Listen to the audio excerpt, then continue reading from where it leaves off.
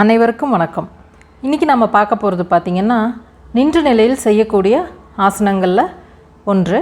அதனோட பேர் பார்த்திங்கன்னா விருக்ஷாசனா அல்லது ஏகபாத ஆசனா.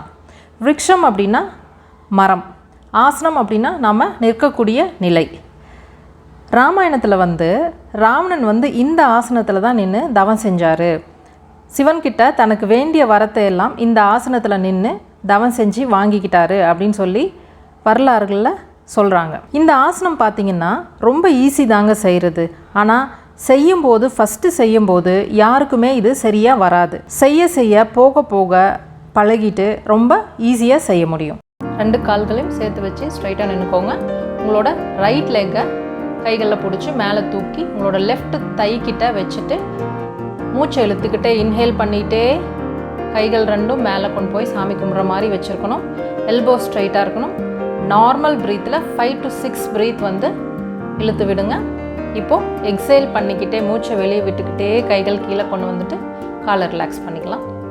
இப்போ அதுவே ஆப்போசிட் சைடில் லெஃப்ட் லெக்கை தூக்கி மேலே வச்சுட்டு ரைட் ஹேண்ட் தூக்கி மூச்சை இழுத்துக்கிட்டே மேலே கொண்டு போய் வச்சுட்டு ஒரு 5 to 6 மூச்சு நார்மலாக இழுத்து விடுங்க. அப்படியே பேலன்ஸ் பண்ணி நில்லுங்க. உங்களோட காலோட விரலெல்லாம் கீழே ஃபேஸ் பண்ணி இருக்கணும். மெதுவாக மூச்சை விட்டுக்கிட்டே கை கீழே கொண்டு வந்துட்டு காலை ரிலாக்ஸ் பண்ணிடலாம். இந்த ஆசனத்தோட பயன்கள் என்ன நம்ம இப்போ பார்க்கலாம்.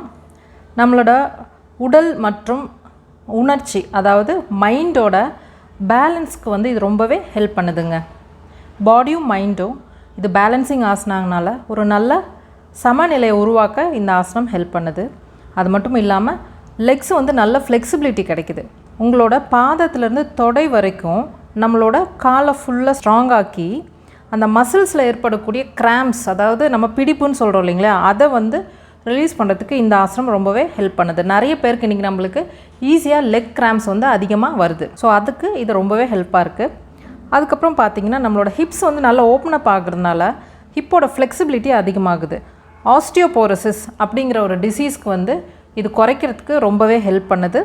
அது மட்டும் இல்லாமல் பெண்களோட யூட்ரஸ் ரொம்ப ஹெல்த்தியாக இருக்கிறதுக்கு இந்த ஆசனா ரொம்பவே ஹெல்ப் பண்ணுதுங்க. அப்புறம் பார்த்திங்கன்னா நம்மளோட பாடிக்குள்ளே ஒரு பேலன்ஸை உருவாக்கி நம்மளோட நர்வஸ் சிஸ்டம், நரம்பு மண்டலத்தை ஸ்ட்ராங் ஆக்குது.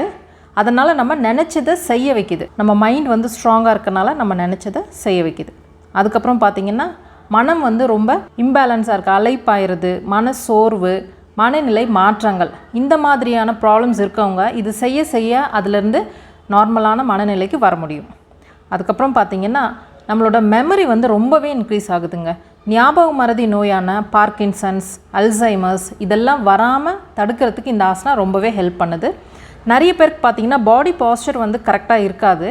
அதை திருத்தி அமைச்சு நம்மளோட பாடி பாஸ்டர் சரியாகிறதுக்கு இந்த ஆசனம் ரொம்ப ஹெல்ப் பண்ணுது. அதுக்கப்புறம் சயாட்டிக் நர்வ் நிறைய பேருக்கு இன்றைக்கி ப்ராப்ளம் கொடுக்குது.